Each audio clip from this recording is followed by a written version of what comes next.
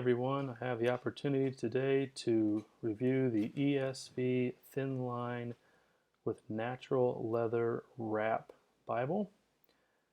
As always, disclosure, I received a complimentary copy of this Bible from the publisher in exchange for my honest review. The Bible comes in this box right there. Good little photo of the front. And here's the actual Bible itself. Wrap it up there for you if you want, just to give you an idea. I will say this, that I reviewed the large print compact earlier, and the difference between the two is really just the size. The font size is 8 point, so the size of the Bible is really the only difference. The maps obviously and things of that, but as far as the Bible itself, this particular one and the large compact are virtually identical in terms of font size. Now, column-wise, I would say that this one right here was a little easier to read because instead of having to go through shorter columns, the columns were taller. So you would read one column, next column, next column. A lot easier to do it that way. For me, I felt that I wasn't jumping as much, which helped when I was reading longer passages or studying longer passages. Another thing to notice between the large print compact and this particular one, this is more of a personal thing. I'm 6'3", don't exactly have small hands, and found that this Bible right here really worked well for me in page turning.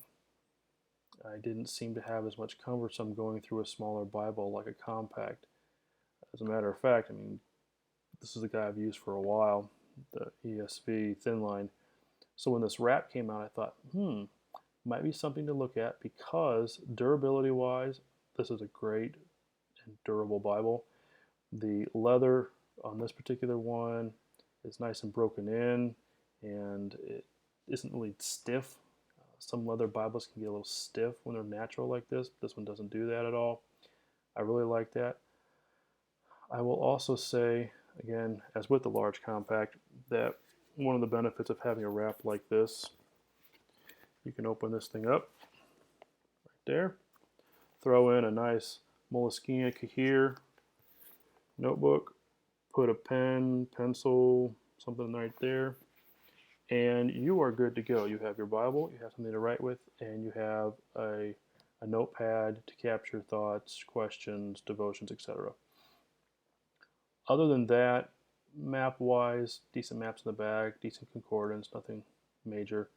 I would have liked to have seen a yearly Bible read where you can go through day 1 through day 365 and read through the Bible.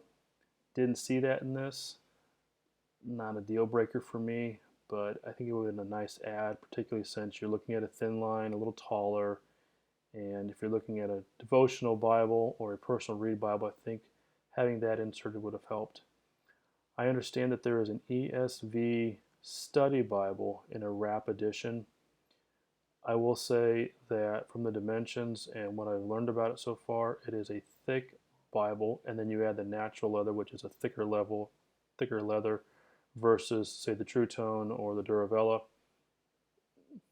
It's tough. The natural leather doesn't lend itself to being a Layflat versus some of the other leathers that are out there or the other like editions.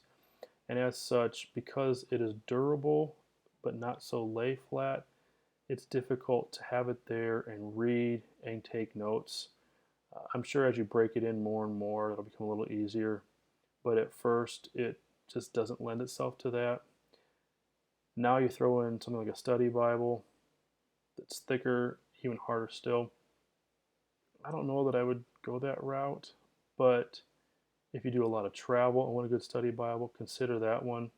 If you just want something to take with you to read for devotions, personal study, but not really get into a deep study Bible, check this Bible out. I will say price point wise, the retail on this is $80. I think the retail on something like this is about I don't know, 40, 45. I haven't looked at it in a while. So there's a little bit of a difference there with that natural leather. I think the additional cost for somebody that does a lot of travel and wants something durable is worth it. If you are more apt to be in an office environment and you probably aren't traveling as much and moving the Bible around a lot, I don't know that that cost difference is worth that added feature. Maybe it is for you, but I would probably stick with the True Tone. I think those will stand up to a good office use. Other than that, the only thing that I was a little surprised again was that it was an 8-point. I really thought that being a thin line, that maybe they might go to a 9-point or maybe even an 8.5-point, just a little bit of a difference. I think as I was reading the 8-point, I didn't notice that it really affected me much, but I was surprised at not having a taller font space with a taller Bible. Obviously, you start getting taller fonts and things, you got to have a taller Bible to accommodate for that. I thought maybe with some of the margins and whatnot, I thought they probably could have got a 9 in there. Might have been a little smaller margins and maybe a little tighter of font space, but personal preference, you know. Can't do what you want.